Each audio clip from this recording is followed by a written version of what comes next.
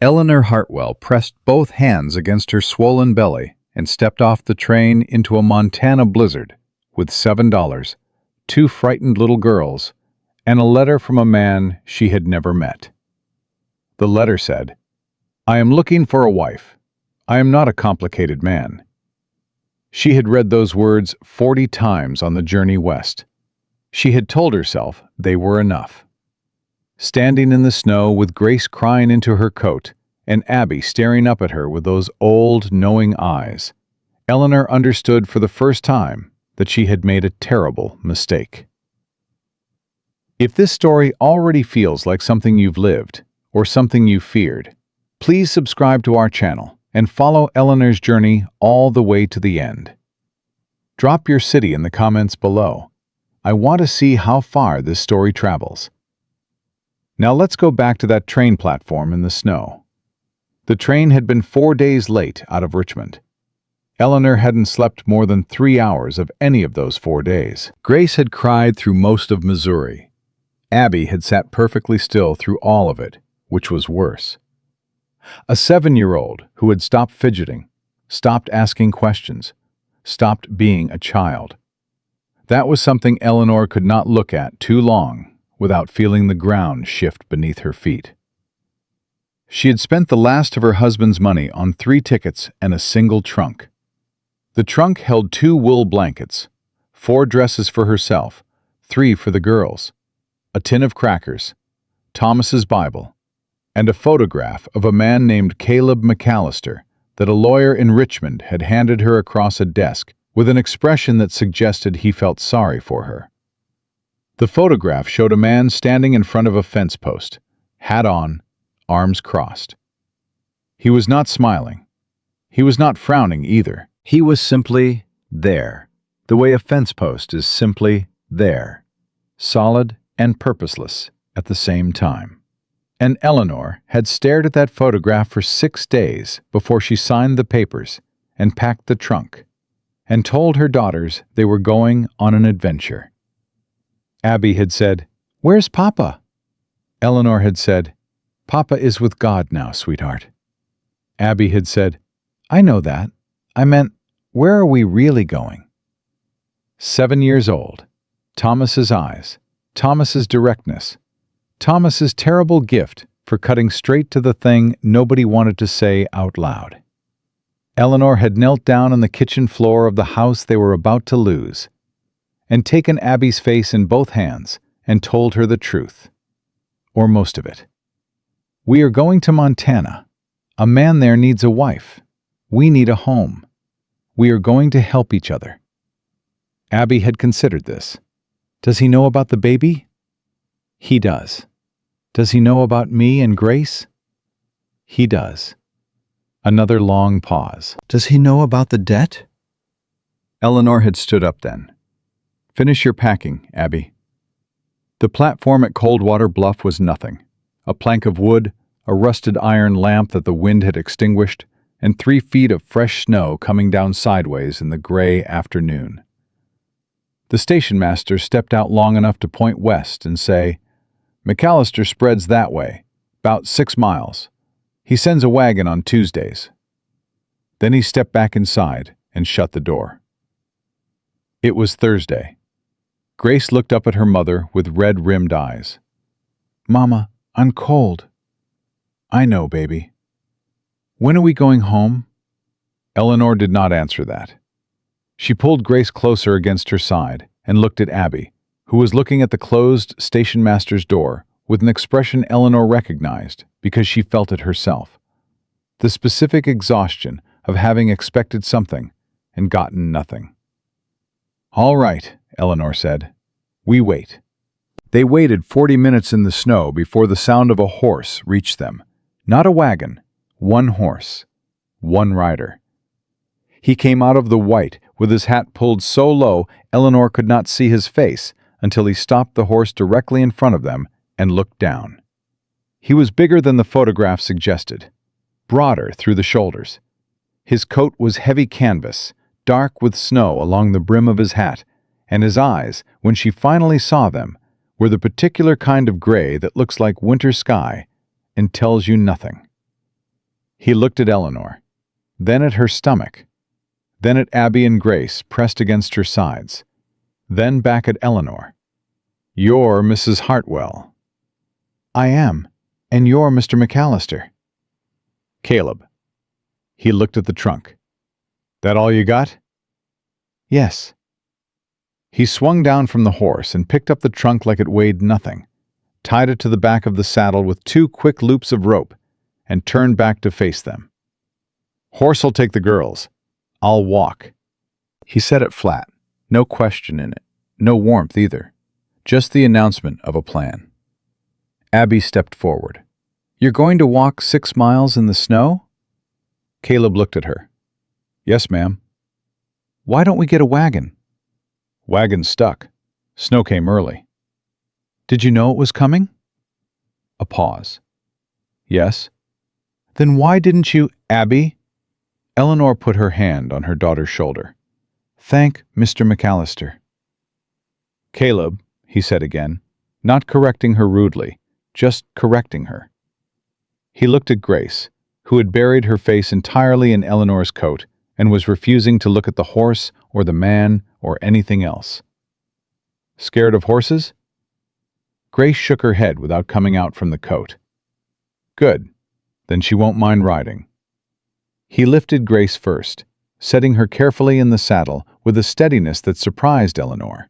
Big hands, deliberate placement, no sudden movement.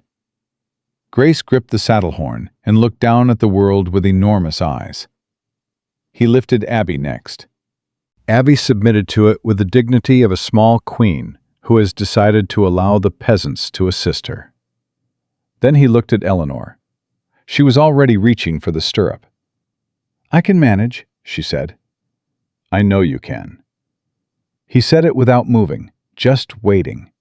And there was something in it that wasn't condescension. It was just patience. The particular patience of a man who has learned not to rush things that can't be rushed. Eleanor let him help her up. His hands were the roughest she had ever felt on another human being, and they held her weight without any visible effort. And then he stepped back and gathered the reins and started walking. 6 miles. He walked the whole 6 miles without complaint, without conversation, without once looking back at them. The snow came down steady. The horse plodded forward. Eleanor watched his broad back moving through the white and thought, "I have made a terrible, irreversible mistake, and I cannot afford to have made a mistake. And here I am." Grace fell asleep against Abby's shoulder somewhere around mile 3.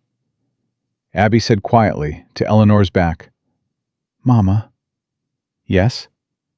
"He's walking very fast for a man in the snow." "He is." "He didn't say anything mean." "No, he didn't." "He's not what I expected." Eleanor looked at Caleb's back, the steady forward motion of him. No wasted movement, no hesitation. Just a man walking through snow, like it was the most natural thing in the world. "No," she said softly. "He isn't." The ranch house appeared in the gray dusk like something apologizing for itself.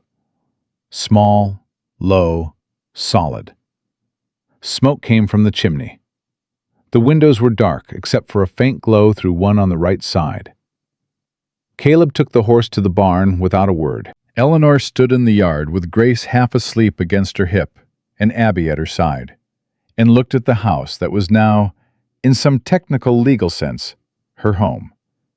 "It's small," Abby said. "It's warm," Eleanor said. "You don't know that yet. The smoke says warm. I believe the smoke." Inside, the house was warm.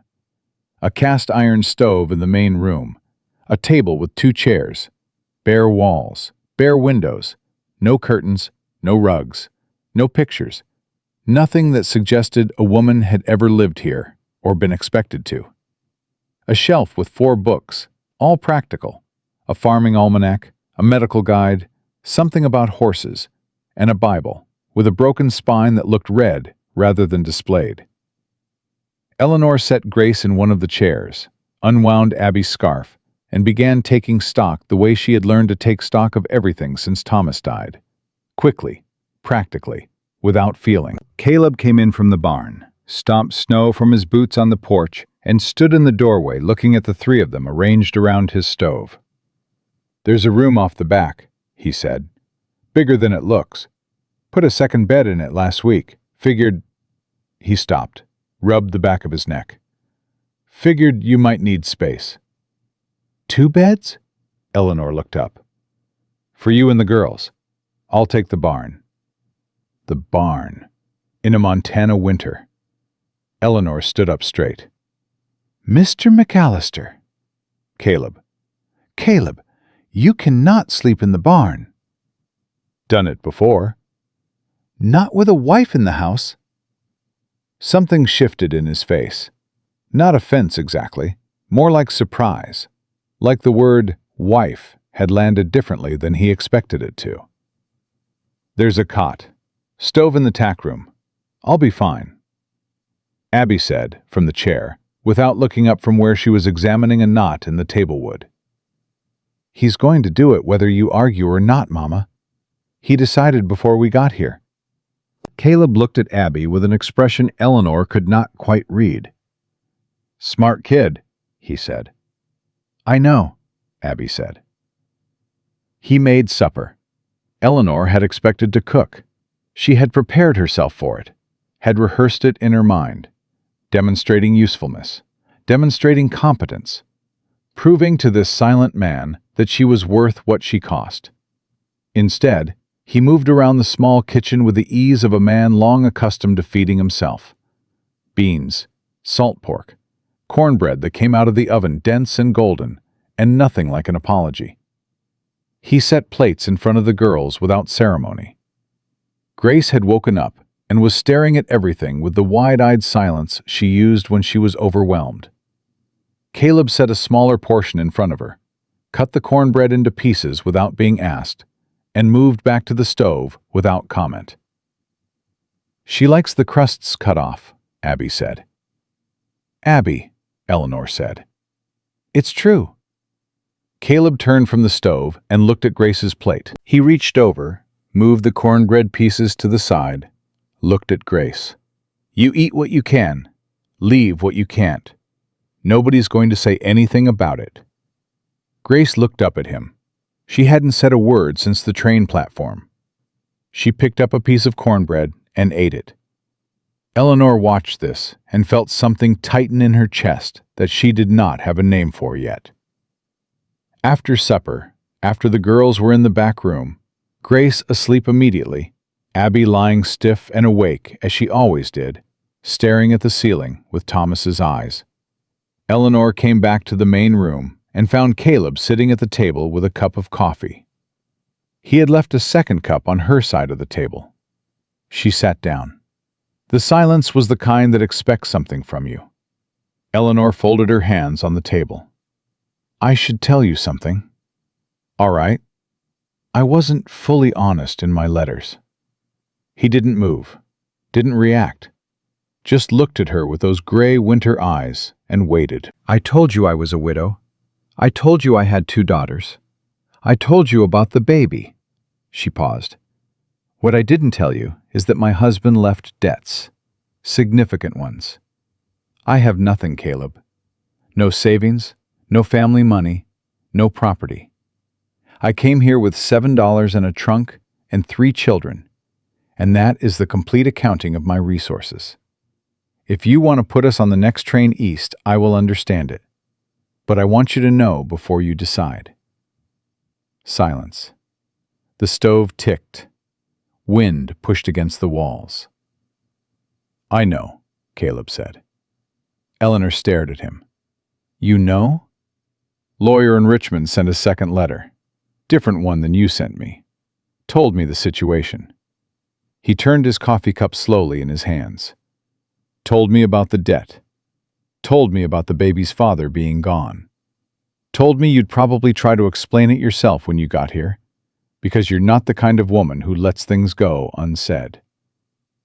Eleanor did not speak for a moment. And you still sent the ticket. I sent the ticket. Why? He looked at her directly for the first time all evening. A long, steady look that felt like being read rather than seen. Because you answered the ad yourself. Didn't have somebody write it for you. Didn't pretend to be something you weren't. Letter was honest, even when it was leaving things out. And because... He stopped, set the cup down. A woman who gets on a train in December, with 2 little girls and a baby coming, heading toward a man she's never met, in a territory she's never seen. That's not a foolish woman. That's a desperate one. And desperate people either fall apart or they do what has to be done. Eleanor's throat tightened. Which do you think I'll do? You walked into this house and the first thing you did was take stock of the room. Didn't cry, didn't complain about the size, didn't ask me where the curtains were. He picked the cup back up. I think I already know. Eleanor looked down at her folded hands. The knuckles were red from the cold, the nails broken from weeks of packing and moving and carrying. These were not the hands she had grown up with, the hands that had played piano in a Richmond drawing room and worn white gloves to church every Sunday. These were something else now, something her mother would not have recognized. The baby comes in February, she said. Maybe late January if I miscalculated. Doc Hennessy is in town, 8 miles, if the roads are open. And if they're not? A pause. Mrs. McReady, 4 miles east. She's delivered every baby in this valley for 30 years. You've thought about this. Seemed worth thinking about. Eleanor looked at him across the table.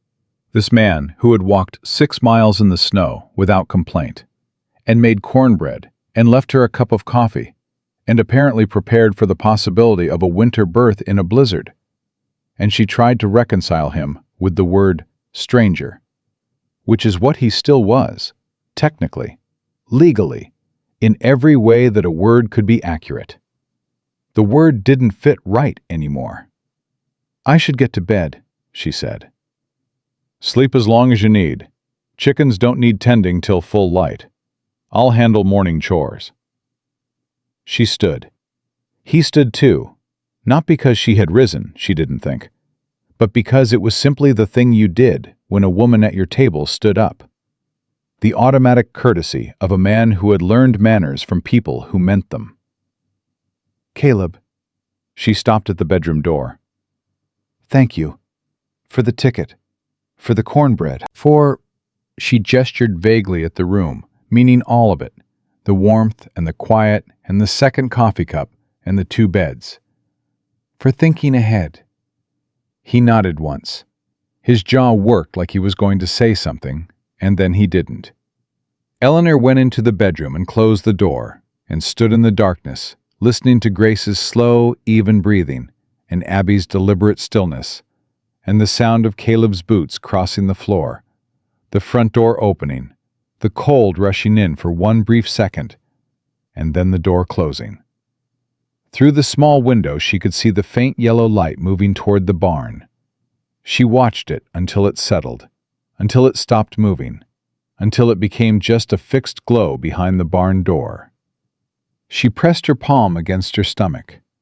The baby moved, a slow roll, the kind that felt like a question rather than a kick. I know, she whispered. I don't know yet either. She lay down on the narrow bed without undressing, too tired to manage buttons, pulled the wool blanket over herself, and stared at the ceiling. $7. 3 children. A stranger in a barn 40 feet away who had walked 6 miles through snow and made 2 beds and said, I already know, and had sent the ticket anyway. Eleanor Hartwell had spent the last 8 months being afraid. Afraid of the debt collectors, afraid of the empty side of the bed, afraid of the future arriving faster than she could prepare for it. She had made decisions from fear so many times it had started to feel like courage. But she knew the difference. This was the first night in 8 months she had gone to sleep without cataloging every way tomorrow could destroy her. She didn't know what that meant yet. She was too tired to figure it out.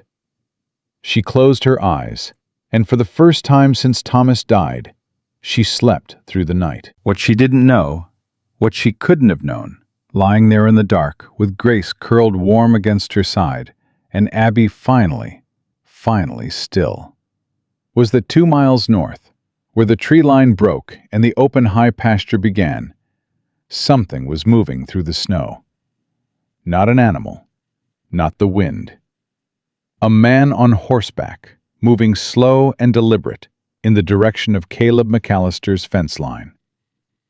And in his coat pocket, a piece of paper with a surveyor's seal and a county stamp, and Eleanor Hartwell's name written in ink that had not yet dried.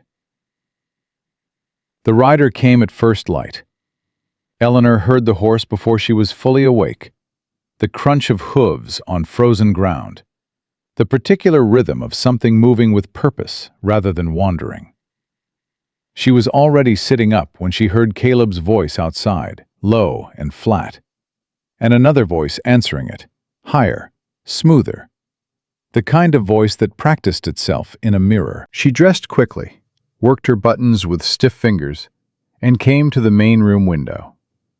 Through the frost-edged glass, she could make out 2 figures in the gray morning light. Caleb stood with his arms crossed. The other man sat on his horse and had not dismounted, which Eleanor had learned from Thomas meant one of 2 things. Either the visit was meant to be brief, or the visitor did not feel safe putting himself on the same level as the man he was talking to. Abby appeared at her elbow. "Who is that?" "I don't know yet." "He's wearing a badge." Eleanor looked harder through the frost. Abby was right. A deputy star caught what little light the morning offered. She put her hand on Abby's shoulder. "Stay inside with your sister." "Mama." "Abby." She went out without her coat, which she regretted immediately. The cold hit her like a wall. The deputy was younger than she expected, 35 maybe, with a pleasant face arranged into an expression of official sympathy that did not reach his eyes. "Mrs. Hartwell," he touched the brim of his hat. "Deputy Hank Pearson. I apologize for the early hour." "No, you don't," Caleb said, without moving. Pearson's pleasant expression flickered. "Caleb, I'm just doing my job here." "Your job brought you to my land at sunup in December." "It's county business." Pearson reached into his coat and produced a folded paper. He held it out toward Eleanor. "Ma'am, this is a notice of debt claim filed against your estate in Richmond, Virginia. Your late husband's creditors have engaged a collection agent operating in this territory. The claim extends to any assets you may have brought with you or acquired since his death, including—" He paused, and Eleanor heard the deliberateness in the pause. "Including any property gained through marriage." The cold went through her in a way that had nothing to do with the temperature. "That paper means nothing," Caleb said. "She's my wife. Her debts transferred at marriage. With respect, Caleb, that's not how the territorial law reads when the debt precedes the—" "I know how the law reads. I also know Harold Fitch filed that claim." Caleb looked at Pearson with those flat gray eyes. "And I know Harold Fitch has been trying to get his hands on the eastern water rights to this valley for 4 years. And I know you and Harold Fitch drink at the same table every Friday night at the Blue Lantern." Pearson's pleasant face went carefully neutral. "I'm just the messenger." "Then you've delivered your message. Ride back the way you came." A long moment. The horse stamped one hoof in the snow. Pearson looked at Eleanor with something she recognized as assessment, measuring how frightened she was, how likely she was to fold. She had seen that look on debt collectors' faces in Richmond. She had learned what it meant. She took the paper from his hand. "Thank you, Deputy," she said. "I'll have my husband's attorney review this." She said, "my husband," the same way she might have said the sky is blue, as though it were simply a fact that had always been true and required no particular emphasis. Pearson blinked. He had expected her to cry, she thought, or to argue, or to look to Caleb for rescue. She had done none of those things. He touched his hat again and rode back the way he'd come. Eleanor stood in the snow and read the paper twice. Her hands were shaking, but not from the cold. Caleb said behind her, "Come inside." "In a moment." Eleanor, not harsh, just steady. She turned. He was standing 3 feet away, and he was looking at her the way he had looked at the trunk on the train platform, taking its measure, deciding how to carry it. "Come inside. Coffee's on." She followed him in. He poured 2 cups without speaking. She sat down at the table and read the paper a 3rd time, and the 4th time, until the words stopped moving and became just words, just ink, just the shape of a problem rather than the feeling of one. Thomas had always said that about her. Eleanor doesn't panic until she understands exactly what she's panicking about, and by then, it's too late to panic. He had meant it as a compliment. She had always suspected he was right. "Harold Fitch," she said. "Who is he?" Caleb sat down across from her. He wrapped both hands around his cup the way he always did, like the warmth of it was the point, rather than the coffee itself. "Owns the bank in town. Owns 3 other things he shouldn't own. Been buying up land in this valley for years, mostly from people who hit a bad winter and needed cash and didn't have anywhere else to turn."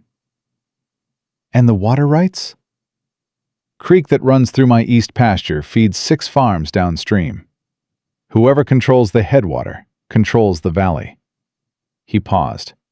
"Fitch has been trying to get that land since before my father died. When I inherited, he came to me twice with offers. Both times I told him no. 3rd time, he stopped asking." Eleanor set the paper down. "So he found another way." "He found you." Caleb said it without accusation, just fact. "Your debt is legitimate. Fitch bought it from the original creditors, probably for pennies. Now he uses it to tie up this property in court until I either sell to settle the claim or spend everything I have in legal fees fighting it." "That's—" She stopped, started again. "How long has he known I was coming?" "Long enough to have Pearson waiting." Eleanor pressed her fingers against her temples. The baby shifted, a long, slow movement that felt almost like a sigh. "I've brought this on you." "You didn't bring anything on me. Fitch has been looking for a lever for 4 years. He found one." He drank his coffee. "Doesn't mean he gets to use it." "Caleb, the legal fees alone, I know what they'd cost." "Then you know I've put everything you have at risk. Your land, your water rights, everything your father built." Her voice was steady. She had decided somewhere between the window and the table that she would be steady about this. Steady was the only thing she had left to offer. "If you want to send us back, I'm not sending you back." "You don't have to say that." "I know I don't." He set his cup down, looked at her directly with those eyes that gave nothing away, and somehow communicated everything. "I sent for you. You came. That's done. What comes next, we deal with together." Eleanor opened her mouth.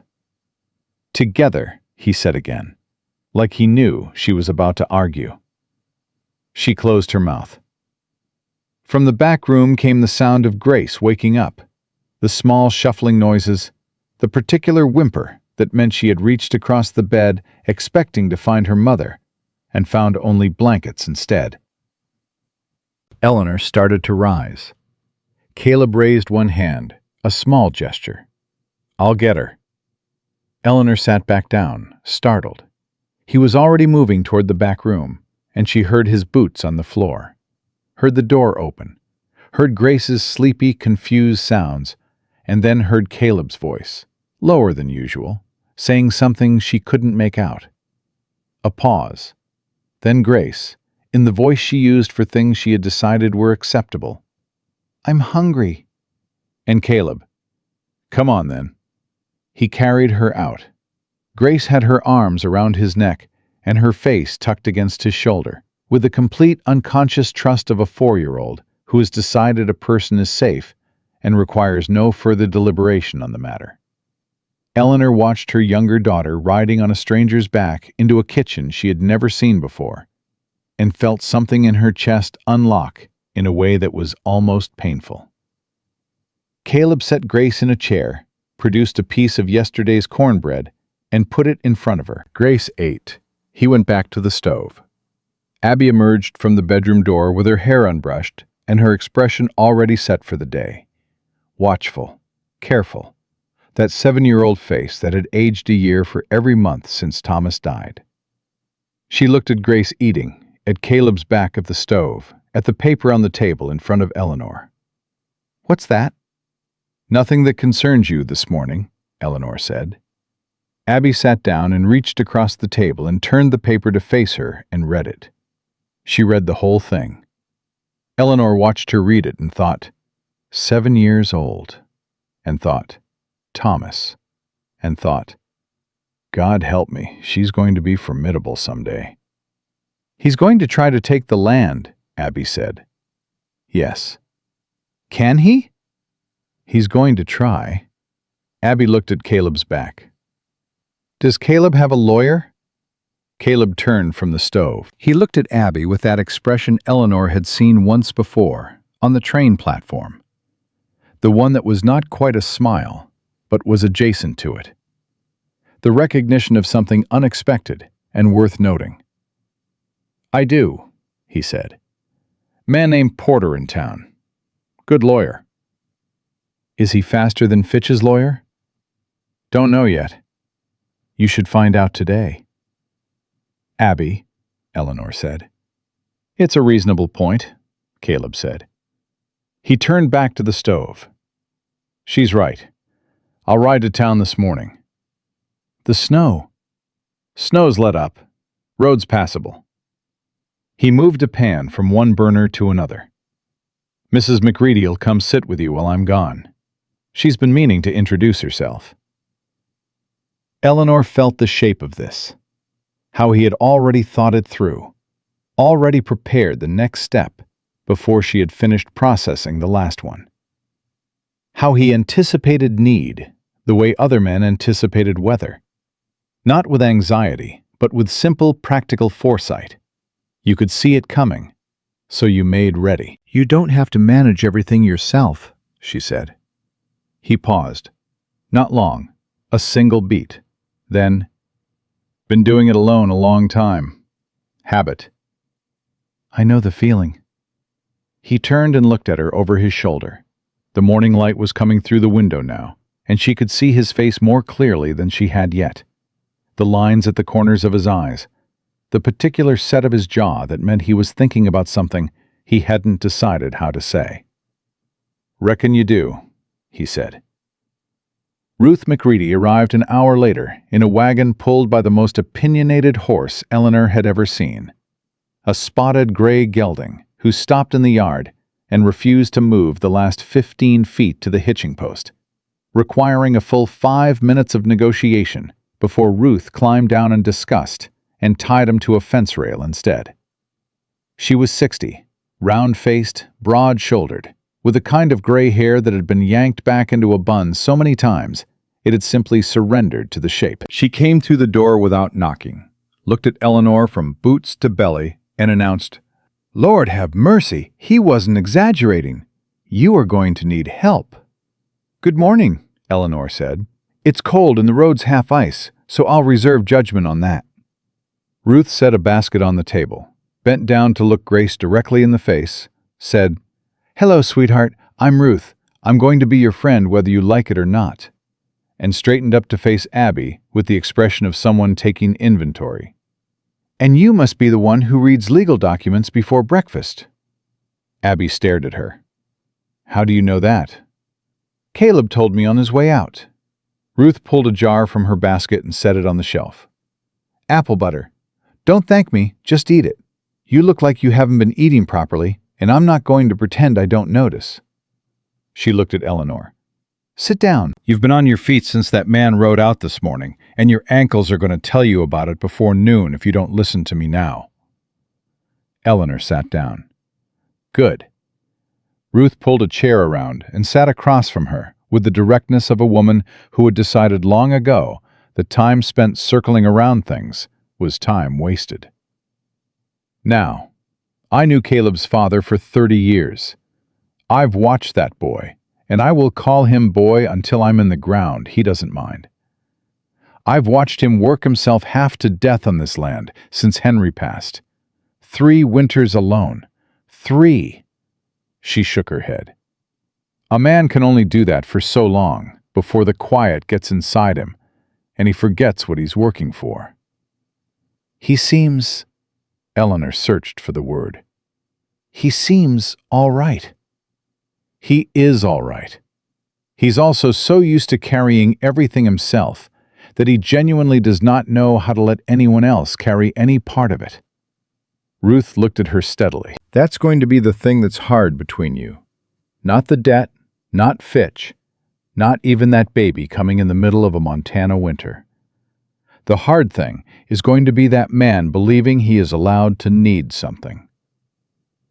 Eleanor was quiet for a moment. Outside, the wind moved against the walls of the house, testing it the way wind tests all things, looking for a weak point, probing the seams. "He walked 6 miles through the snow yesterday," Eleanor said, "to give the horse to my daughters." Ruth smiled, not with surprise, with recognition. "Yes, he would do that. He made 2 beds before we arrived." "Yes. He knew about the debt before I got here, and he sent the ticket anyway." "Yes." Ruth leaned back in her chair. "That is Caleb Mallister. He will do every single thing that needs doing without ever once telling you he did it, without ever once asking you to notice, without ever once admitting that any of it cost him anything." She paused. "Your job, and I'm telling you this because nobody told me, and I wish someone had, your job isn't to be grateful. It's to see him. That's all. Just see him. A man like that, that's the thing they're starving for." Grace had climbed down from her chair and was standing next to Ruth's knee, staring up at her with the frank appraisal of a 4-year-old. "Are you nice?" she asked. Ruth looked down at her. "Mostly," she said. "Are you?" Grace considered this with great seriousness. "Mostly," she said. Ruth laughed. It was the kind of laugh that had been used often, worn comfortable and easy. The laugh of a woman who had found the world genuinely funny more often than not. Eleanor felt something loosen in her chest at the sound of it. Something she hadn't known was tight. Abby was watching from the corner, with Thomas's eyes, taking everything in, filing it away. She would have questions later, Eleanor knew. Detailed, inconvenient, accurate questions that would go straight to the center of things no adult wanted to discuss directly. But not now. Now Abby crossed the room, sat down at the table, and looked at Ruth with the expression she reserved for people she had provisionally decided might be trustworthy. "Do you know Harold Fitch?" Abby asked. Ruth's expression changed, just slightly, just around the eyes. "I know him," she said. "Is he dangerous?" A pause. Ruth looked at Eleanor, then back at Abby, with the careful respect of someone who has decided a child deserves a real answer. "He's the kind of dangerous that wears a suit," she said, "which is the worst kind because it takes people longer to see it." Abby nodded slowly. She looked down at the table, at the ring left by Eleanor's coffee cup, and traced the edge of it with one finger. "Caleb's going to fight him," she said, not a question. "Yes," Ruth said. "Good." Abby looked up. "Because we're not leaving." Eleanor looked at her daughter. 7 years old, unbrushed hair, Thomas's jaw set in that way that meant a decision had been made from which there would be no appeal, and felt the thing she had been holding back all morning finally moved through her. Not grief this time. Not fear. Something else. Something that felt like standing on solid ground after months of standing on ice, waiting to hear it crack. She reached across the table and covered Abby's hand with her own. The fire in the stove burned steady. The wind worked at the walls and didn't find what it was looking for. And somewhere 8 miles down an icy road, Caleb Mallister was riding toward a lawyer's office with a deputy's paper in his coat pocket, and the particular expression of a man who has decided that something will be dealt with and has already moved past the question of whether. Eleanor didn't know yet what that meant. What it meant to be tied to a man like that, to owe him what she owed him, to have arrived on his doorstep with 3 children and $7 and the wreckage of a life, and have him say together like it was the simplest word in the English language. But Ruth McCready was spreading apple butter on cornbread, and Grace was leaning against her knee, and Abby had not moved her hand from under Eleanor's palm, and outside the snow had stopped, and the sky was the particular pale blue that comes after a storm when the world is still, and the air is so cold and clear you can see every branch of every tree for a mile in every direction. Eleanor picked up her coffee cup. She drank it while it was still hot. Caleb came back in the late afternoon with snow on his hat and something new in his face that Eleanor recognized before he said a word. It was the particular stillness of a man who has received bad news and has already decided what to do about it, and is now primarily focused on not alarming the people he has decided to protect. Ruth saw it too. She rose from the table, pulled her coat from the hook by the door, and said to Eleanor, "I'll come by tomorrow morning," and to Caleb, low and direct, as she passed him in the doorway, "Don't carry it alone. You hear me?" Then she was gone, the spotted gray gelding registering his opinion about the departure with considerable noise. And then the yard was quiet again, and Caleb was standing in the main room with his hat in his hands, and both girls watching him from the table. "Abby," Eleanor said, "take your sister to the back room for a little while." "But, Abby," the look Abby gave her mother communicated several things simultaneously. That she knew exactly what was happening, that she objected to being excluded from it, and that she would comply under protest and expect a full accounting later. She took Grace by the hand and went. Caleb sat down. He put his hat on the table and looked at it for a moment. Then he looked at Eleanor. "Porter says the claim is legitimate," he said. "Fitch paid full price for the debt. Not pennies, full price. Which means he's not doing this for profit. He's doing it to own the outcome." Eleanor's hands were in her lap. She kept them still. "What outcome does he want?" "Porter thinks Fitch is going to file for a lien on the east pasture. The water rights are tied to that land. If he gets the lien, he can block me from selling, from borrowing against it, from doing anything until the debt is settled." He paused. "Debt is $400. $400 in 1878. Montana was not $400. Eleanor knew that, the way she knew the weight of her own trunk, as a physical fact, a thing with mass and consequence. "Do you have it?" "Not liquid.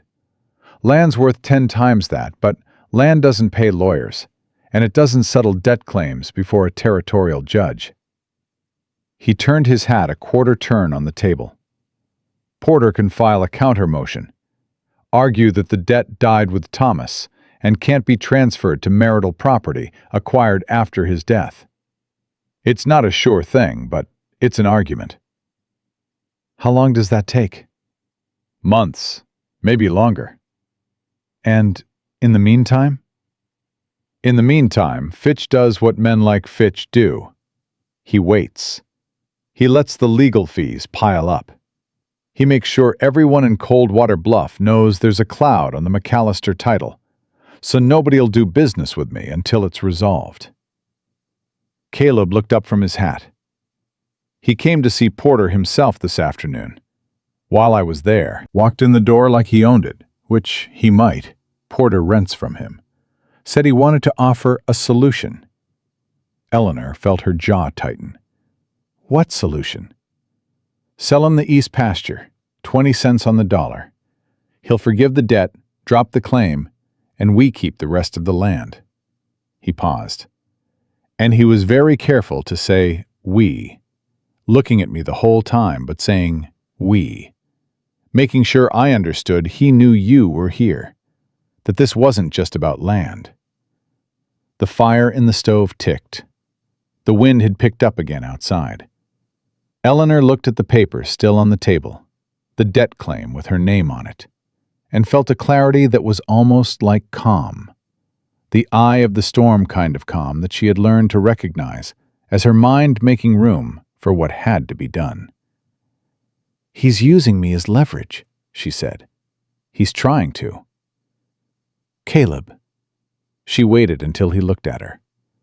If it comes to it, if the legal fees become more than the land is worth fighting for, I need you to tell me. I will not let you lose what your father built over $400 of Thomas Hartwell's debts. Something moved in his face, hard to name. Not anger exactly. Something older than anger, more fundamental. That's not going to happen. I'm saying if I heard you. His voice wasn't raised. It didn't need to be. And I'm telling you, that's not a direction I'm willing to think in. So we won't think in it. That's not a practical Eleanor. He said her name the way he said everything. Without decoration, without performance, as though the word itself was the whole point. I have been practical my entire life. I have made every decision on this land based on what was possible, and what was sustainable, and what the numbers said. And I have done it alone for 3 years, and I am telling you right now that this particular decision is not going to be made by the numbers. The room was very quiet. Why not? She asked. He picked up his hat, put it back down, looked at the table between his hands. Because you read that paper 4 times this morning, and you didn't cry. Because your 7-year-old daughter asked a stranger whether Fitch was dangerous, and when she got an honest answer, she said, "We're not leaving," like she had already surveyed the ground and made her assessment. His voice had dropped to something rougher, scraped thin at the edges. Because your little girl put her arms around my neck this morning, like I was someone she'd known her whole life, and because you... He stopped. Because I what? Eleanor said.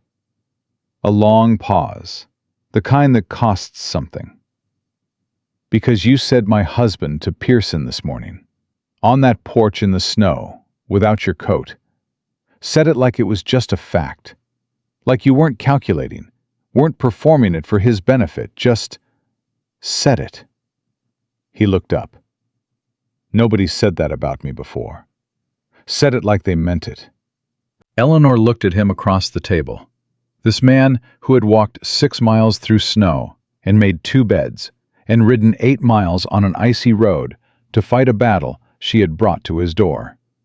And thought about Thomas, who had been a good man, a kind man, a man who had loved her in the way that comfortable men love things, warmly, distractedly, assuming the permanence of what they had without examining whether they had built it to last. She thought about how she had loved him back in the same way, warmly, distractedly, and how it had taken losing him to understand that she had never once felt that he was fighting for her. That he would have, probably. She had simply never seen it. She was seeing it now, right in front of her. A man who had known her 9 days. I did mean it, she said. He nodded once, the way he always nodded.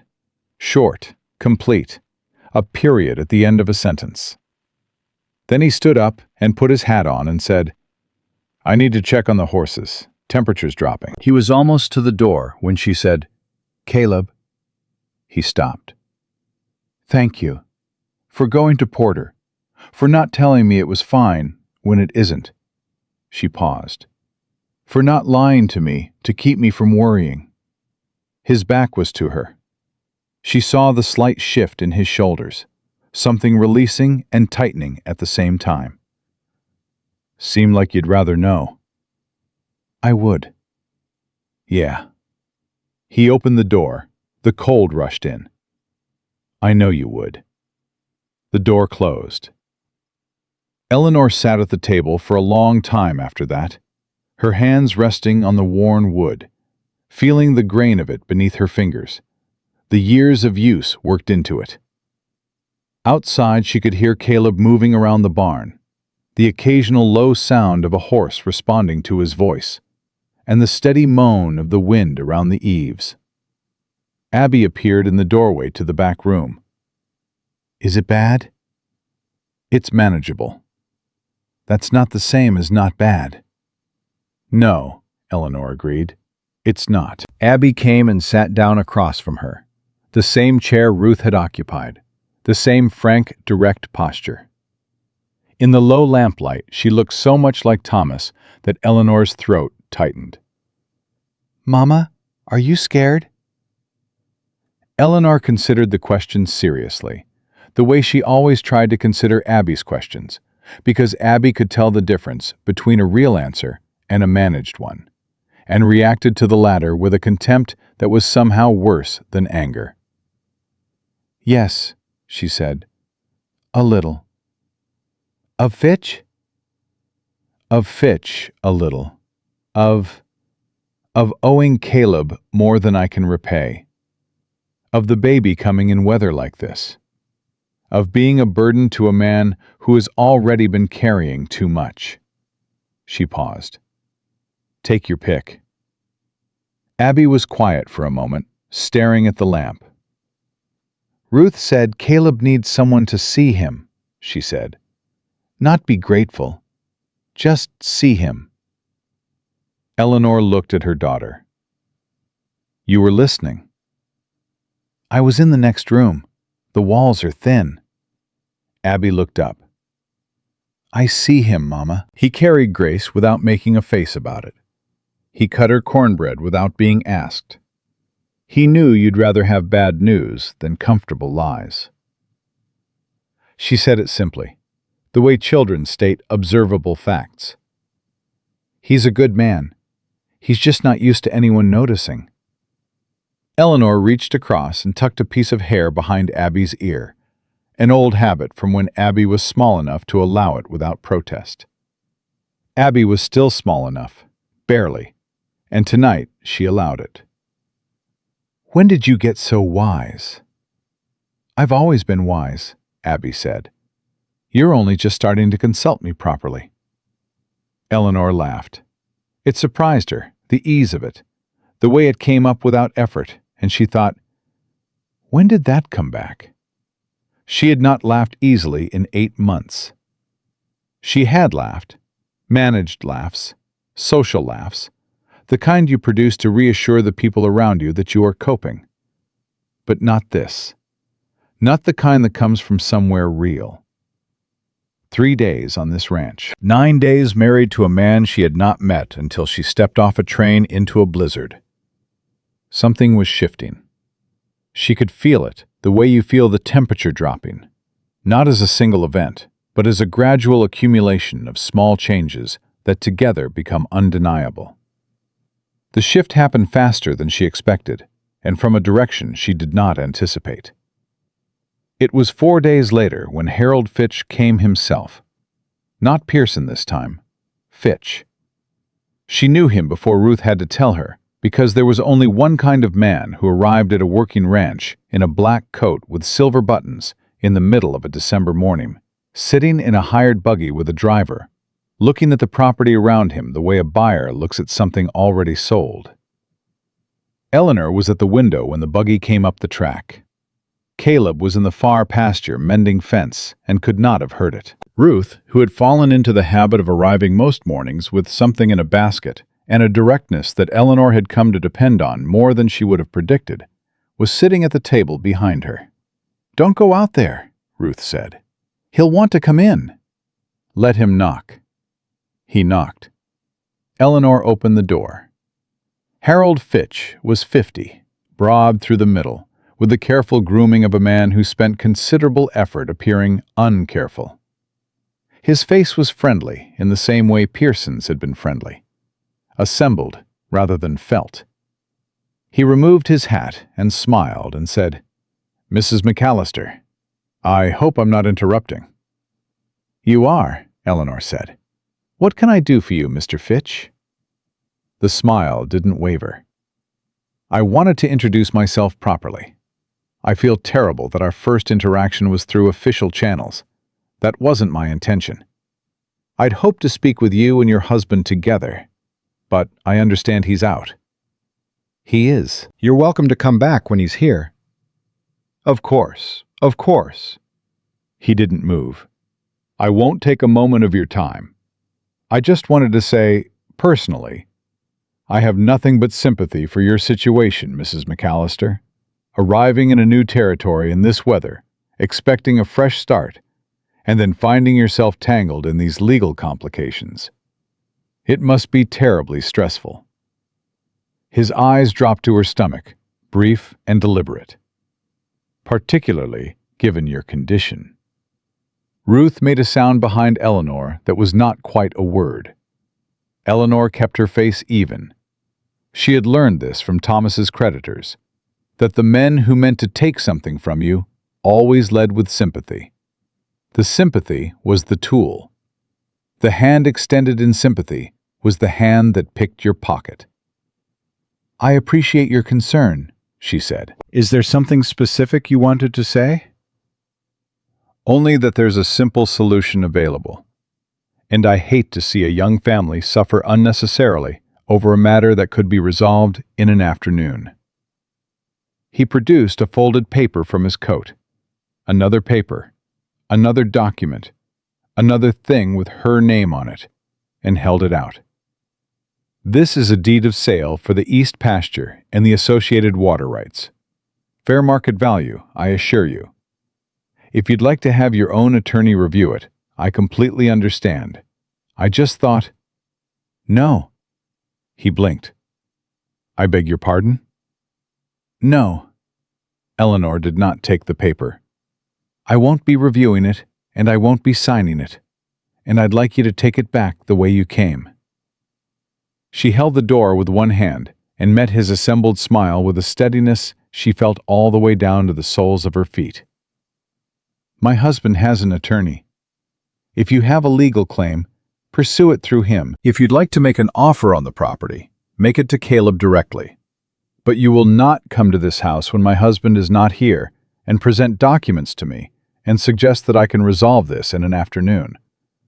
That is not something I'm willing to participate in." The friendliness in Fitch's face did not disappear. It recalibrated. The smile stayed, but something behind it changed. The assessment she had seen in Pearson's face, revised upward. He had expected to find a frightened woman. He was recalculating. "I see your reputation for directness is well-founded," he said pleasantly. "Goodbye, Mr. Fitch." She closed the door. Ruth was already on her feet. She crossed the room and took Eleanor by both arms and looked at her face with the intensity of a woman checking for structural damage. "You all right?" "I'm fine." "Your hands are shaking."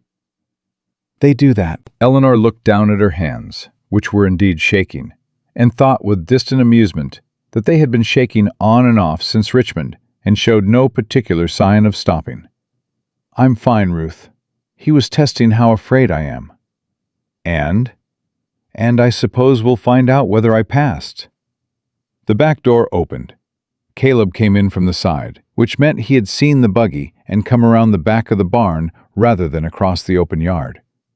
His coat was open, and his face was tight in a way Eleanor had not seen before. Not the careful blankness of a man controlling himself, but something raw, something that had gotten out ahead of the control. He looked at Eleanor. He came to the house. He did. What did he want? To show me a deed of sale and suggest I could resolve everything in an afternoon without troubling you. Something moved through Caleb's face, fast and dark, gone almost before Eleanor could name it. He looked at the closed front door, then back at her. "What did you say?" "I told him no and closed the door." A pause, long enough for the fire in the stove to pop, for Grace to call something from the back room, for the wind to press against the walls and find them solid. "You told him no," Caleb said. "I told him no."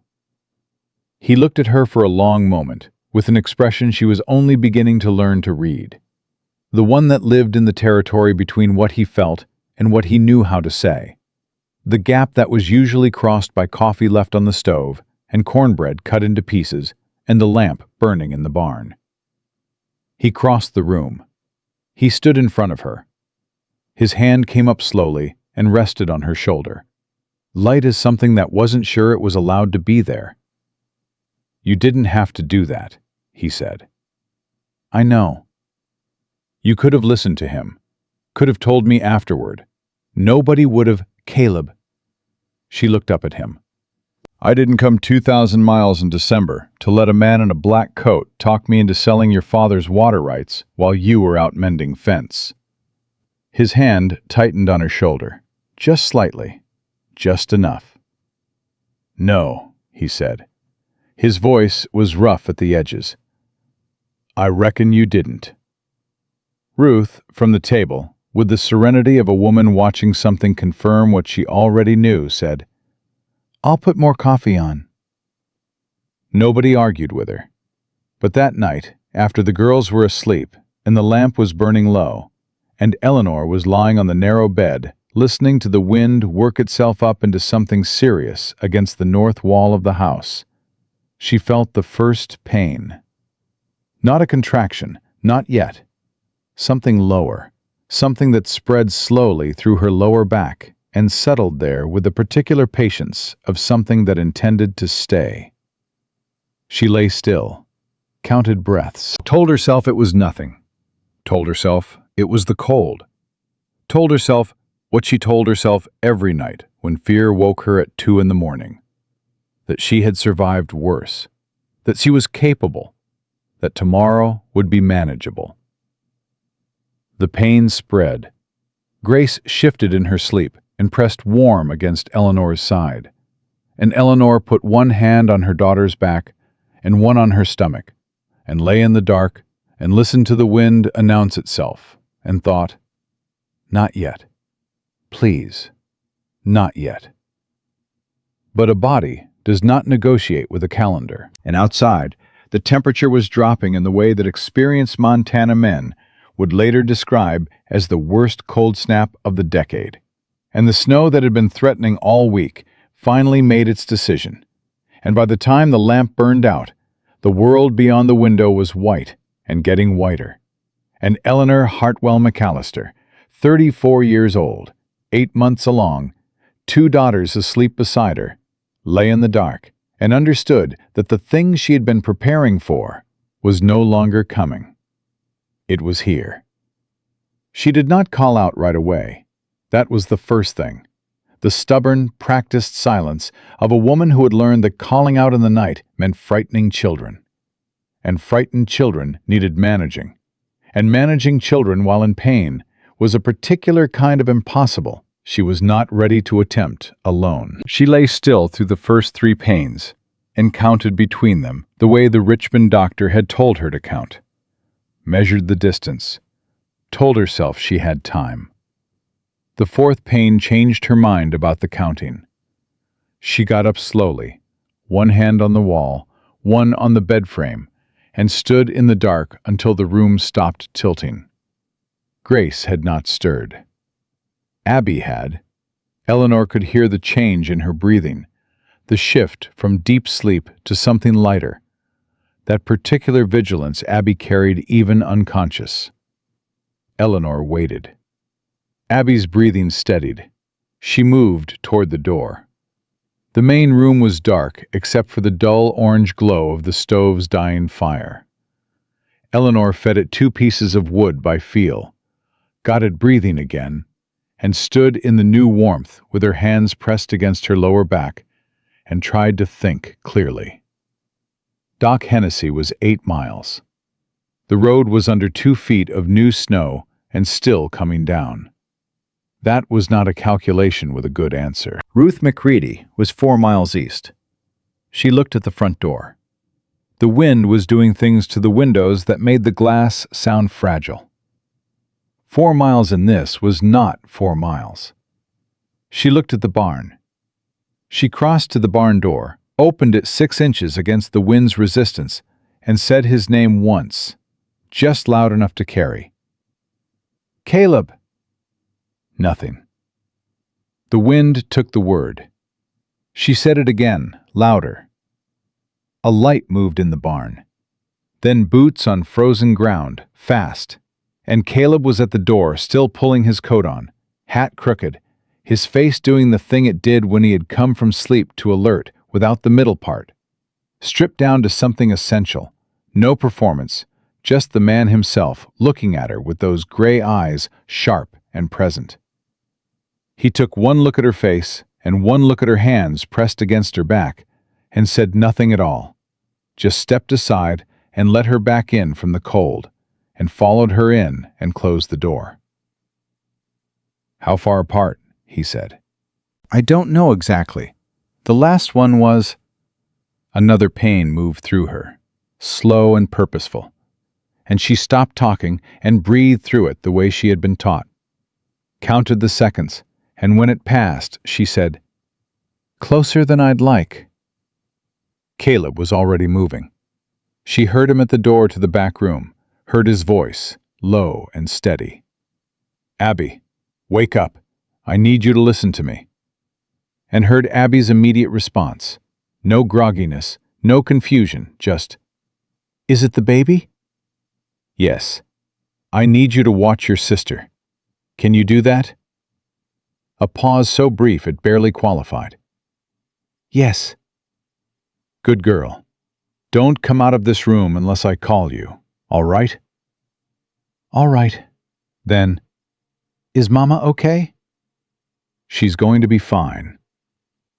He came back to the main room.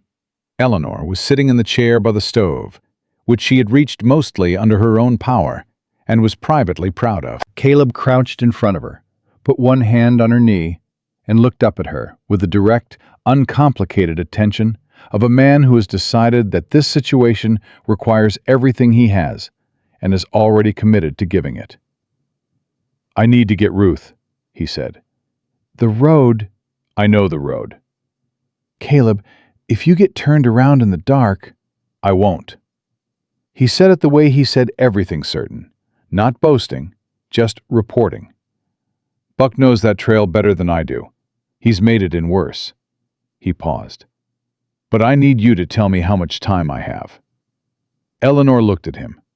She measured the question against what her body was telling her, against everything she remembered from Grace's birth and Abby's birth, and what the Richmond doctor had explained about third pregnancies, about how they moved faster, about how the body remembered what it had done before and did not require the same persuading. "An hour," she said. "Maybe less." He stood up. His jaw was tight. "I'll be back in 40 minutes. "That is not mathematically—" "Eleanor," he looked at her. "I will be back in 40 minutes. She closed her mouth. He went to the door and then stopped with his hand on the latch and turned back. And for a moment, he simply looked at her sitting in his chair, by his stove, in the house his father built, her face pale and her hands gripping the armrests, and her eyes meeting his without flinching. And something moved across his face that she had no name for yet. Something large and unguarded that was there and gone before she could fully see it. "Don't do anything brave while I'm gone," he said. Despite everything, she almost laughed. "I'll do my best." He went out into the blizzard. Eleanor listened to the sound of him saddling Buck in the barn, the horse's protest at being roused, Caleb's low voice talking him through it the way he talked all animals through things. Patient, certain, No wasted words. Then hoofbeats, fast, swallowed immediately by the wind and the snow. Gone. She sat in the chair and breathed. Abby's voice came through the door. "Mama, are you all right?" "I'm all right, sweetheart." "Should I come out?" "Not yet." A pause. "I can hear you breathing funny." "I know. It's all right. It's supposed to sound like this." "Is it?" Abby sounded unconvinced, but willing to defer on medical grounds. "Grace is still asleep." "Good. Let her sleep." Eleanor pressed her back against the chair and thought about the first time she had done this. Abby, 11 hours in a Richmond hospital, with Thomas holding her hands so tightly she had lost feeling in 2 fingers, and had not told him because he needed something to hold on to, and she was the only available thing. She thought about Grace. Faster, 7 hours. Thomas pacing the hallway until the doctor came out and said girl, and Thomas's face doing something she had never seen it do before or since. She thought about this baby, Thomas's last, the one he had not lived to know she was carrying, the one she had discovered 6 weeks after the funeral, when the world was already unrecognizable, and one more piece of unrecognizable information had barely registered. She had cried that night, and not told anyone. Not her mother, not her sister, no one. Just sat with it alone, the way she sat with everything alone in those first months. Because there was no one left who knew her well enough to carry any part of it. There was no one now either. Except there was a 7-year-old on the other side of that door who had read a legal document before breakfast, and a 4-year-old who had gone to sleep on a stranger's shoulder like it was the safest place in the world. And there was a man riding through a blizzard at a speed that was probably going to terrify the horse. And 4 miles east, there was a woman who said, "I'll come tomorrow morning, every night," and then actually came. Eleanor was not entirely alone. She had simply gotten so accustomed to alone that she did not always recognize its absence. The pain sharpened. She gripped the armrests and breathed. "Mama." Abby's voice was closer, right at the door. "I'm coming out." "Abby." "Grace is asleep and there is no one out there with you and I am coming out." The door opened. Abby stood in the doorway in her nightgown, with her hair loose around her shoulders, and Thomas's jaw set in Thomas's particular expression of having weighed the situation and made a decision that was not subject to appeal. "Tell me what to do." Eleanor looked at her daughter, 7 years old. Thomas's eyes, Thomas's jaw, Eleanor's stubbornness, and something neither of them had put there. Something forged in the last 8 months of watching her mother navigate loss and debt and uncertainty, and keep going anyway. "There's a stack of clean cloth on the shelf above the stove," Eleanor said. "Bring it here. And the bowl on the left side, fill it from the kettle, not too hot." Abby moved without hesitation, sure and quick, doing each thing in sequence without needing to be told twice. She was the kind of child who, when given a task, performed it as though she had done it before, as though competence were simply a matter of deciding to be competent. Eleanor had always found this quality both admirable and slightly unnerving. "Mama," Abby said, setting the bowl down, "when the baby comes, will you be able to hold it right away?" "Yes." "Good." She sat down on the floor next to the chair, cross-legged, her nightgown pooled around her. "I'll stay right here." "Abby, you don't have to." "I know." She looked up with those old eyes.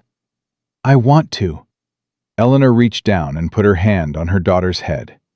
Abby leaned into it, just slightly, just enough. They stayed like that through the next 2 pains.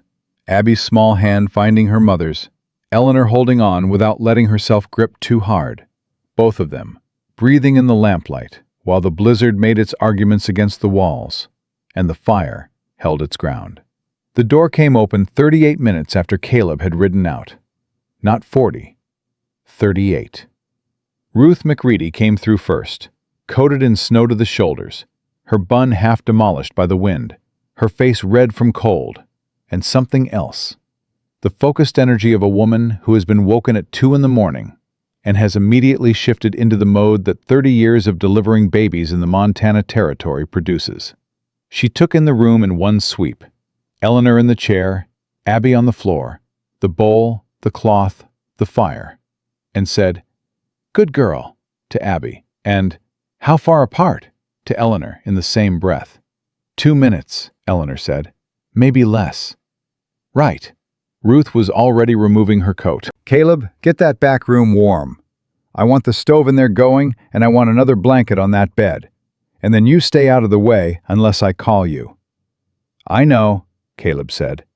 He was behind her, snow-covered, breathing hard from the ride. His eyes found Eleanor's across the room and held for 1 second. Just one. And in that second, Eleanor saw the full accounting of the last 38 minutes. The dark and the blizzard, and Buck running flat out on a road buried in snow. And underneath all of it, underneath the flat gray practicality he wore like armor, something she recognized as fear. Not for himself, for her. Then he moved to the back room, and she heard him building the fire. And Abby padded over to stand beside his legs, in that way she had taken to doing with him. Not asking for anything, just occupying the same space. And Eleanor heard him say something low to her, and heard Abby's response, too quiet to make out, and felt the thing in her chest unlock another notch. Ruth knelt in front of her with both hands warm from the fire and matter-of-fact as sunrise. "All right, Eleanor, let's bring this baby in." It was not fast, and it was not easy, and Ruth McReady talked the entire time. Not about the pain, not about what was happening, but about other things. The valley, the families in it. The winter old Tom Briggs had delivered twin calves in a snowstorm, and named them both Tuesday by accident. The time Martha Kellerman's husband had fainted dead away at the foot of the bed and come around to find he had a son and the most unsympathetic wife in 3 counties. Ruth talked, and Eleanor focused on her voice the way you focus on a lantern in the dark. Not because it tells you anything useful about the dark, but because it gives you something specific to hold on to. At one point, Eleanor said, between breaths, "You're doing this on purpose. The talking." "Absolutely," Ruth said. "Is it working?" "Yes," Eleanor admitted. "Good. Then you're welcome." Caleb stayed out of the way. Eleanor knew this because she could hear him. Not his voice, just the small sounds of his presence. A board creaking under his weight, the soft knock of the back door, the sound of him splitting wood that didn't need splitting because he needed to do something with his hands, and there was nothing else available. She found, in the gaps between concentration, that she was listening for those sounds, that they steadied her. The baby came at 4 in the morning, a boy. Ruth put him on Eleanor's chest, and he announced himself to the blizzard with the unself-conscious conviction of someone who has decided that the world should know he has arrived and requires no further discussion. Eleanor held him and felt the shock of it, the specific animal shock of a new person suddenly existing where a moment ago there was only effort and pain and anticipation. The shock that never got smaller, no matter how many times you had felt it. "He's got good lungs," Ruth said, with the professional satisfaction of a woman whose assessment of lungs was not offered lightly. "He does," Eleanor agreed. Her voice came out wrong, thick and unsteady. "Thomas," Abby said from the doorway. She had come out at some point without anyone stopping her, and she stood now in the doorway to the back room, with Grace on her hip. Grace, who had woken up and been carried out, and was staring at the baby with the expression of a 4-year-old, confronting something that requires complete reassessment of the known world. "You should call him Thomas." Eleanor looked at her son. His face was the particular scrunched, furious pink of the newly arrived, and she could not yet see Thomas in it, or anyone in it. He was simply himself, new and total and specific. A person who had not existed this morning and existed now, permanent and irrevocable. "Thomas," she said, testing the weight of it. It fit. "Thomas," she said again. Caleb was in the doorway behind the girls. Eleanor looked up and saw him standing there with his hat in his hands, the same posture he'd had on the train platform in the snow, except that everything else was different. His face was different, open in a way she had not yet seen it. Something undone in his expression, something that had gotten past the armor. He looked at the baby, then at Eleanor, then at Grace and Abby, then back at Eleanor, and she saw him trying to compose himself and not entirely succeeding. "Boy," he said. His voice came out wrong too, rough in a different way than usual. "Boy," Eleanor said. "Thomas." He nodded, looked at his hat, looked back up.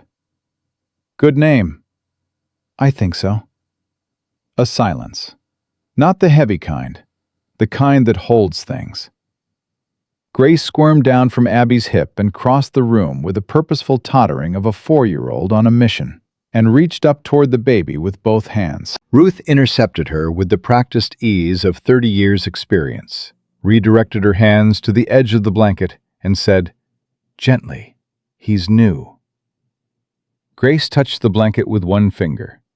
Her face went completely still in the way it went still when she was feeling something too large to process. Then she looked up at Eleanor and said, in the most serious voice Eleanor had heard from her in 4 years, "He's very small." "He'll get bigger," Eleanor said. "Did I used to be that small?" "Smaller." Grace looked at the baby again with an expression of profound reassessment. "Huh," she said. Abby had not moved from the doorway. She was looking at the baby with her arms crossed and her face doing the complicated Thomas thing it did when she was deciding something. Eleanor met her eyes. "Come here, sweetheart," Eleanor said. Abby crossed the room and sat on the edge of the bed and looked at her brother with the gravity of someone accepting a significant new responsibility. She didn't say anything. She reached out one careful finger and touched the back of his hand where it lay against the blanket, the tiny curled fist, and kept her finger there.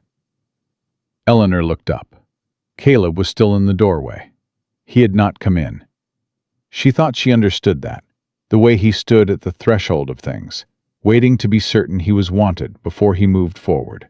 A man so practiced at staying out of the way of other people's lives that crossing a doorway required something more than permission, something closer to certainty. "Caleb," she said. He looked up. "Come in." He came in. He sat in the chair Ruth had dragged to the bedside, his hat still in his hands, his elbows on his knees, and he looked at Thomas the way a man looks at something he has no category for yet, something that has arrived without warning and rearranged the furniture of his understanding. Ruth appeared with a cup of coffee, handed it to Eleanor, looked at Caleb, and raised an eyebrow. He shook his head. She set a second cup on the bedside table anyway, and he picked it up without acknowledging this, which made Ruth press her lips together in a way that was almost a smile. The fire burned steady. The blizzard worked at the walls, and the walls held. Outside, the snow was still coming down, but differently now. The wind had dropped to something that merely moved rather than attacked, and the snow fell straight and quiet and thorough, covering everything with equal patience. Eleanor held her son and looked around the room. Grace had fallen asleep leaning against her side, one hand still touching the blanket. Abby sat upright and alert at the foot of the bed, already past the emotional part and into the assessment part, cataloging details with those Thomas eyes. Ruth was reorganizing the room with the quiet efficiency of a woman who could not be in a space without improving it. And Caleb sat in the chair beside her with his coffee and his hat, and his face open in the lamplight, all the armor set aside, and he looked at Thomas, and Eleanor watched him look. And she thought about what Ruth had said. Just see him, that's all. Just see him. And she thought about how a man could ride through a blizzard in the dark and come back in 38 minutes and not say a single word about it, because the doing of it was the whole point, and the acknowledgement was irrelevant. She thought about what it would cost a man like that to admit he needed something. She thought about what it had cost him to send that ticket. "Caleb," she said softly. He looked at her. "Thank you." She said it looking at him directly, not at the room or the fire or the baby, at him. "For all of it. For the ticket. For tonight. For—" She stopped. Started again. "For the 2 beds." Something in his face moved. The jaw worked. He looked down at his coffee cup and back up, and she could see him deciding whether he was allowed to say the thing he was thinking, weighing it the way he weighed everything. Practical, cautious, certain that needs left unvoiced were needs that couldn't be held against you. "I'm glad you're all right," he said. His voice came out rough, scraped down to something essential. "I'm glad he's here. I'm glad—" He stopped, turned his hat in his hands one full rotation. "I'm glad you're both here." Eleanor looked at him. She thought, 9 days. She thought, 2,000 miles. She thought about the letter she had signed in a lawyer's office in Richmond, with $7 in her pocket and a trunk of wool blankets, and no idea what she was riding toward. She reached across the edge of the bed and put her hand on his arm. He went still the way he always went still when she touched him. Completely. Attentively. Like a man who has learned not to startle the things he wants to keep. "So am I," she said. Outside, the snow kept falling, patient and total, covering the tracks of a deputy's horse and a debt collector's buggy, and a man who had ridden flat out through a blizzard for 38 minutes and would never once tell anyone what that ride had cost him. Covering all of it equally, the way Montana winters cover everything, without judgment, without preference, without mercy, and without end.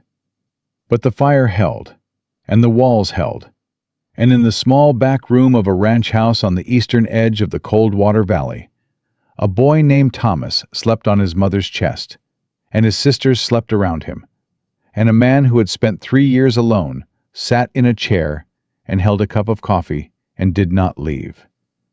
Thomas Mallister was 11 days old when Harold Fitch made his second mistake. The first had been coming to the house when Caleb was in the pasture. The second was coming back after. Eleanor was at the table with Thomas in her arms, and Ruth across from her drinking coffee, when they heard the buggy. Ruth looked up. Eleanor looked at the door. Neither of them moved.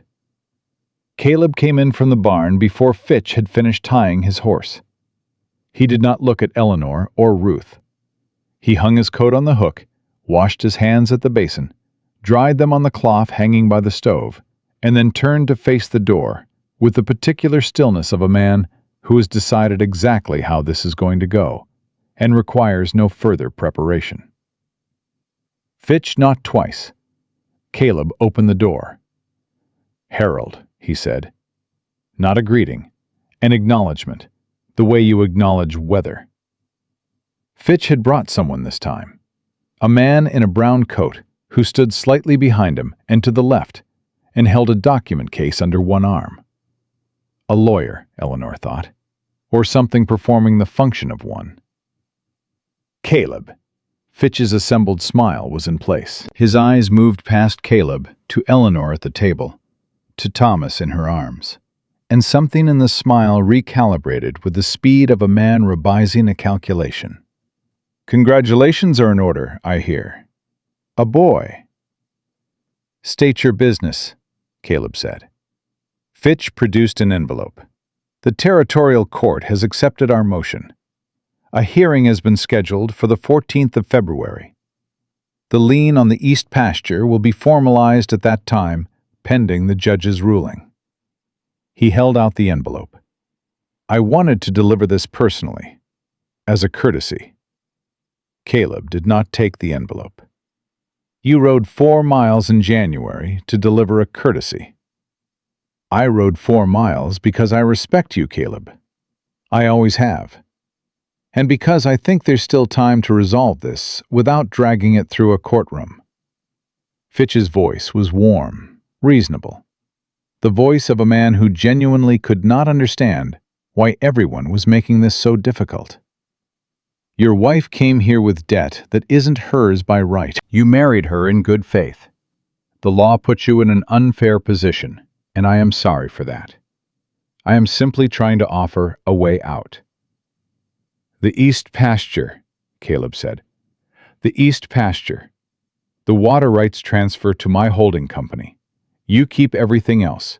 The debt is forgiven, and your family moves forward without this cloud over them. Fitch glanced at Thomas again. You've got children to think about now, Caleb. 3 of them. This is not the time to be stubborn over a piece of land. The room was very quiet. The fire ticked. Thomas made a small sound, and Eleanor shifted him automatically, her hand on his back, her eyes on Caleb's face. She had learned to read that face in the weeks since she arrived. She had learned the difference between the flat blankness he wore in public and the particular stillness he wore when he was thinking, and the stillness he wore when he had already finished thinking and was now simply waiting for the right moment to say the thing he had concluded. This was the third kind. You're right, Caleb said. Fitch blinked. Even the lawyer shifted slightly behind him. I do have children to think about, Caleb continued. His voice was level, unhurried, the same voice he used to talk Buck through a difficult trail, steady and certain, and entirely without doubt. 3 of them, boys 11 days old. His sisters are 7 and 4. Their mother came 2,000 miles in December because she needed a home, and I had one, and that seemed like a fair arrangement. He paused. She brought debt with her. She told me about it herself, soon as she got here. Didn't hide it, didn't apologize for it. Just told me the truth and let me decide what to do with it. Fitch started to speak. Caleb continued. Porter filed our counter-motion 6 days ago. Argument is simple. Debt was Thomas Hartwell's, died with Thomas Hartwell, cannot be transferred to marital property acquired after his death. Territorial law is not settled on this question. Judge Abrams in Helena is known to rule conservative on marital property, which, in this case, favors us. He finally took the envelope from Fitch's hand, turned it once, set it on the shelf by the door. We'll see you on the 14th. Fitch's smile had gone somewhere else entirely. What remained was the real face, the one underneath the assembled warmth. And it was neither warm nor particularly interesting. Just a man who wanted a thing, and was realizing the wanting was going to cost more than he had budgeted. You're making this harder than it needs to be. No, Caleb said. I'm making it exactly as hard as it needs to be. He opened the door. Ride safe, Harold. Road's icy past the creek bend. Fitch left. The lawyer left.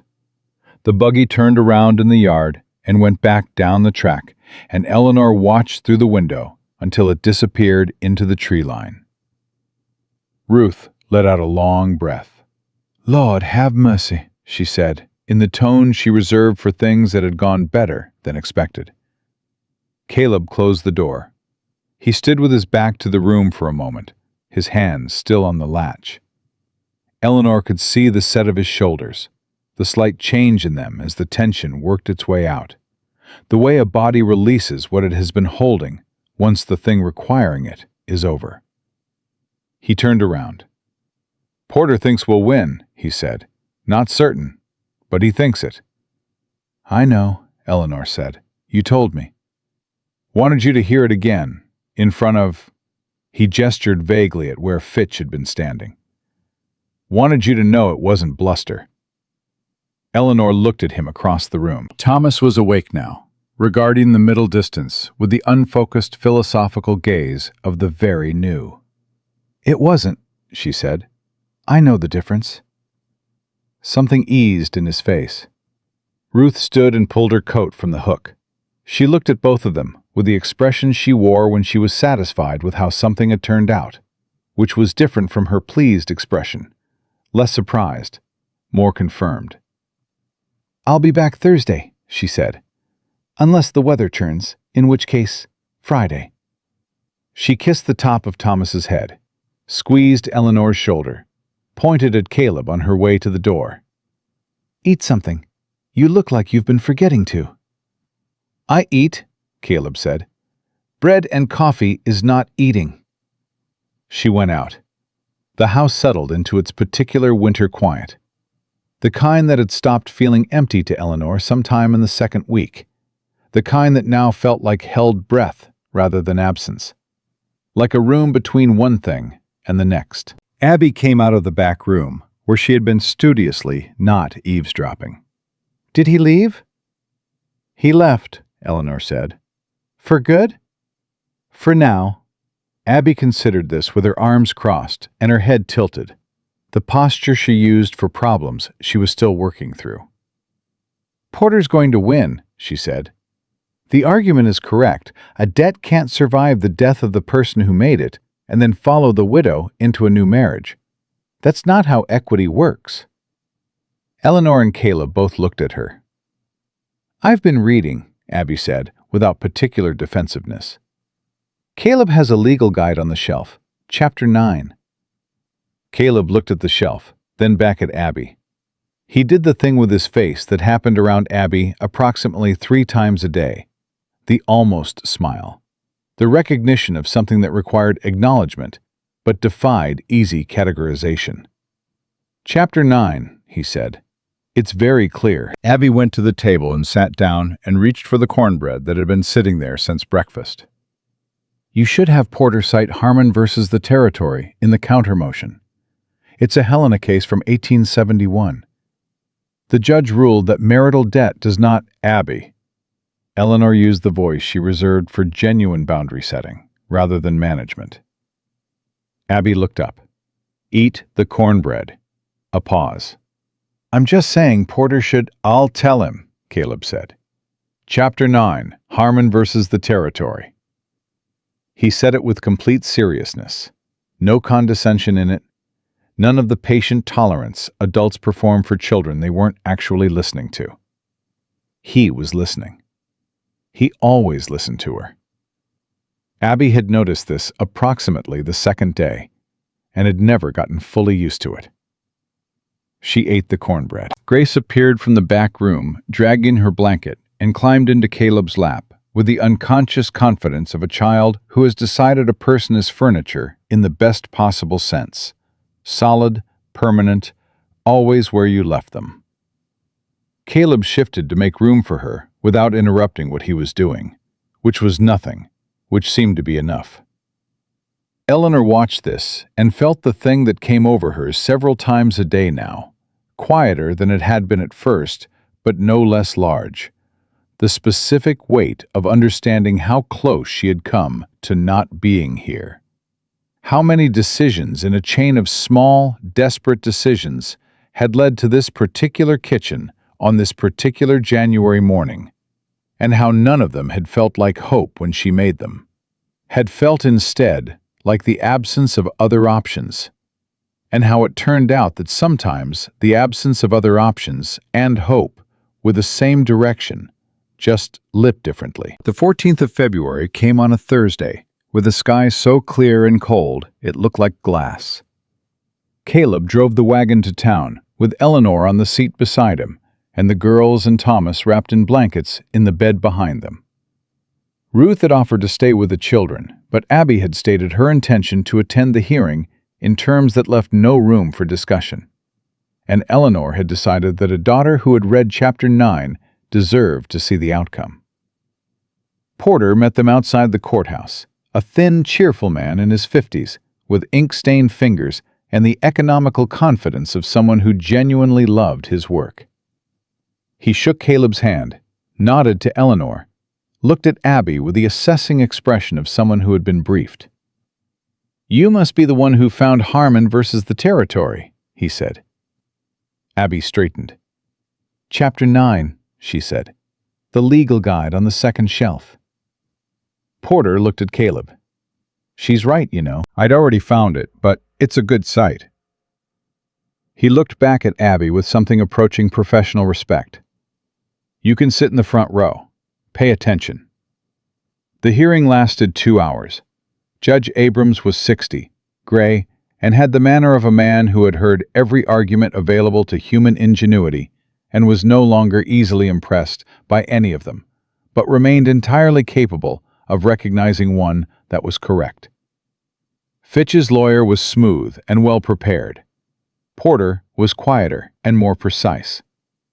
Eleanor sat beside Caleb in the wooden gallery bench, with Thomas asleep against her chest, and Abby, rigid with attention, on her other side, and watched the judge's face for 2 hours, trying to read it the way she had learned to read Caleb's face, looking past the surface, past the performance, for the thing underneath. At the end of the 2 hours, Judge Abrams looked over the top of his glasses at the room and said, "The debt in question was contracted by Thomas Hartwell of Richmond, Virginia, prior to his death.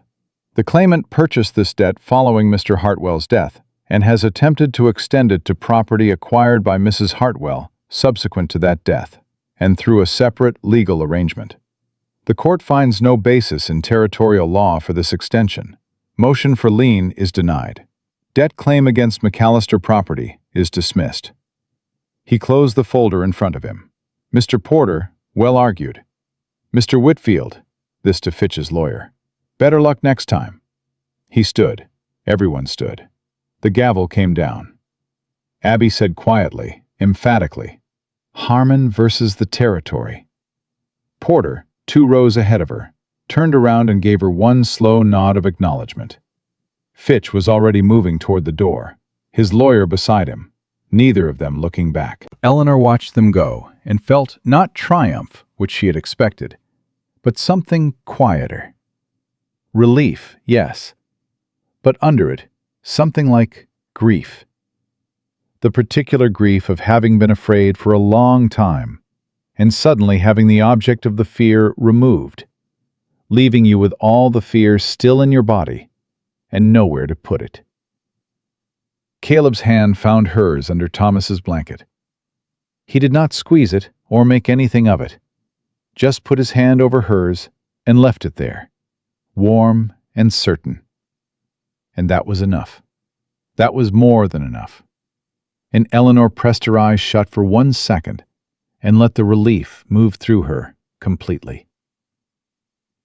Outside on the courthouse steps, old Tom Briggs was waiting. He had ridden 8 miles in January cold on a horse that was too old for that kind of errand, and he stood at the bottom of the steps with his hat in his hand and his face arranged in the particular expression of a man pretending not to have done something that cost him something. "Heard the hearing was today," he said, to approximately the middle distance between Eleanor and Caleb. "You rode 8 miles to hear a court ruling?" Caleb said. "I rode 8 miles to buy feed," Tom said. "Courthouse was on the way." He looked at Thomas. His face went soft in a way the rest of him didn't permit. "That the boy?" "Thomas," Eleanor said. She shifted the blanket so Tom could see his face. Tom looked at him for a long moment, and something moved through those old eyes that Eleanor recognized. The look of a man who has loved and lost, and knows exactly what he is looking at when he sees the beginning of something. "Good name," he said. Same words Caleb had used. Same weight in them. He put his hat back on, nodded once to Caleb, touched the brim to Eleanor, and walked off toward the feed store with the careful, deliberate gait of a man whose joints had opinions about February. Grace, from the wagon, announced that she was hungry. Abby said she was also hungry, but could wait longer than Grace if necessary. Caleb said there was a place 2 streets over that made pie, and they all piled back into the wagon, and he drove them there, and they ate pie in a warm room while the cold pressed its face against the windows and could not get in. 3 weeks later, the neighbors came. Eleanor did not know they were coming. Caleb had not told her, which she later understood was not because he was keeping it from her, but because he genuinely had not fully understood what was coming either. Ruth had organized it, with the assistance of old Tom and the participation of every family within 12 miles, and she had not told Caleb because Caleb would have told her it was unnecessary, and she had long since stopped accepting that particular assessment from him. They came on a Saturday morning with wagons and tools and women carrying baskets covered in cloth, and Eleanor stood on the porch with Thomas in her arms and counted them coming up the track. 1 wagon, 2, 5, 8, and felt something rise in her throat that she did not immediately name. Ruth climbed down from the first wagon and marched across the yard and looked at Eleanor with the expression she wore when she was stating facts. "The house needs a proper room for that boy," she said, "and the east wall needs reinforcing before next winter, and the women of this valley would like to meet Thomas Mallister properly, and nobody asked Caleb because Caleb would have said it wasn't necessary, and it is necessary. So here we are." "Ruth," Eleanor said. Thank you." "Don't thank me." Ruth waved this off. "Thank them. They came because they wanted to." She looked at Eleanor with the particular steadiness of a woman who says important things simply and without ceremony. "You stood in that doorway and told Harold Fitch no. Word travels in a small valley.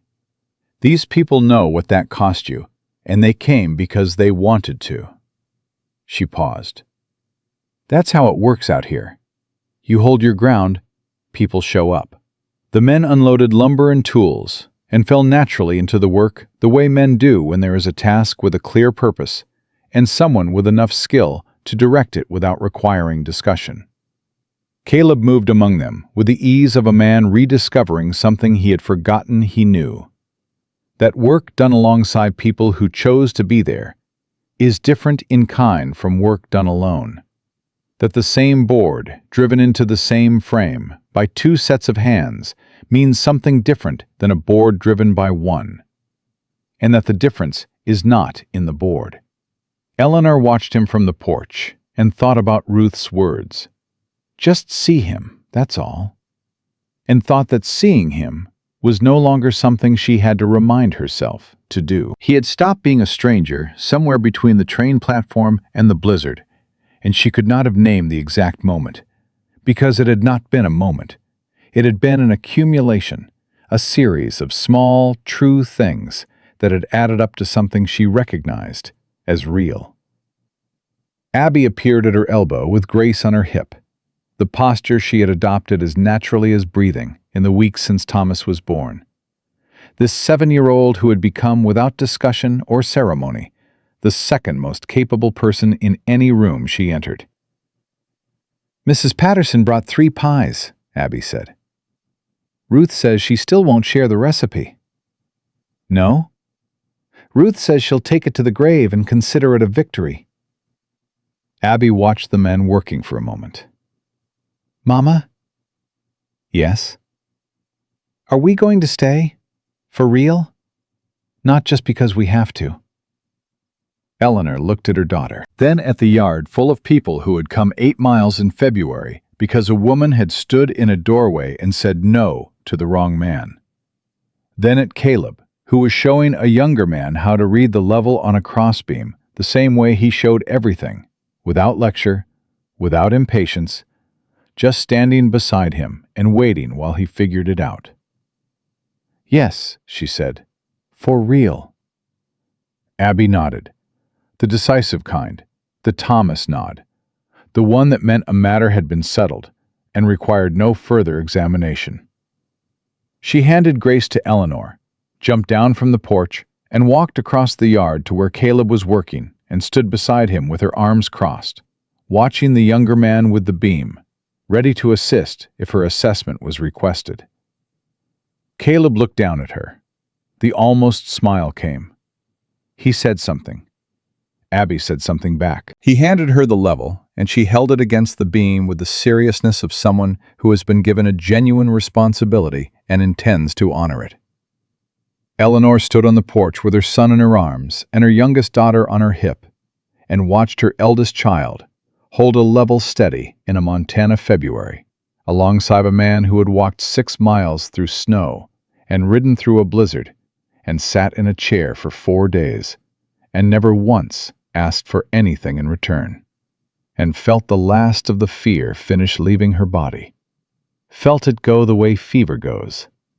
Not all at once, but in degrees, until you realize, somewhere in the middle of an ordinary moment, that it has been gone for a while, and you simply hadn't noticed.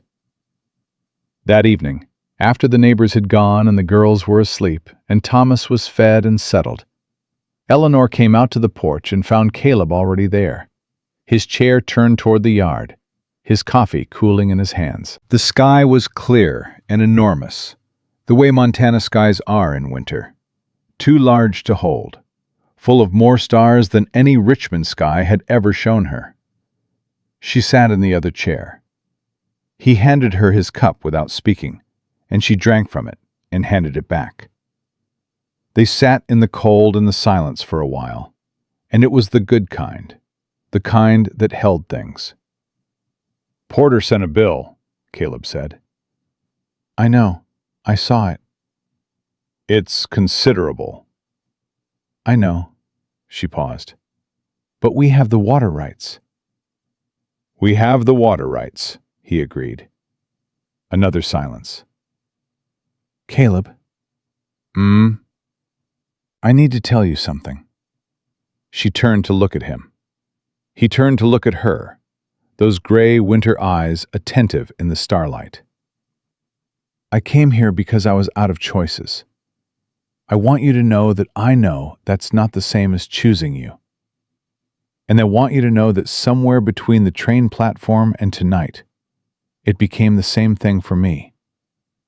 I am not here because I have nowhere else to go. I am here because this is where I want to be." He was quiet for long enough that she heard the distant sound of a coyote somewhere past the tree line, and the creak of the barn in the cold, and Thomas making a small sound in the back room that resolved itself without requiring anyone. "I know," he said. His voice was rough at the edges in the particular way it got when he was saying something that had cost him something to hold. "I know you do." I wanted to say it out loud. "Yeah." He looked at the stars. "I'm glad you did." She reached across and put her hand over his on the armrest. He turned his hand over the way he had that first night at the table, slow, careful, deliberate, until her fingers rested in his palm. He closed his hand around hers, gentle and certain, the grip of a man who has decided to hold something and means to keep it. They sat like that while the stars moved their slow wheel overhead and the cold pressed against the walls of the house that was theirs now, fully and finally and without question. Eleanor Hartwell had come 2,000 miles looking for survival, and found instead a man who showed love the way the land showed water. Not on the surface, not announced, but present everywhere beneath it, available to anyone patient enough to learn how to look. She had learned.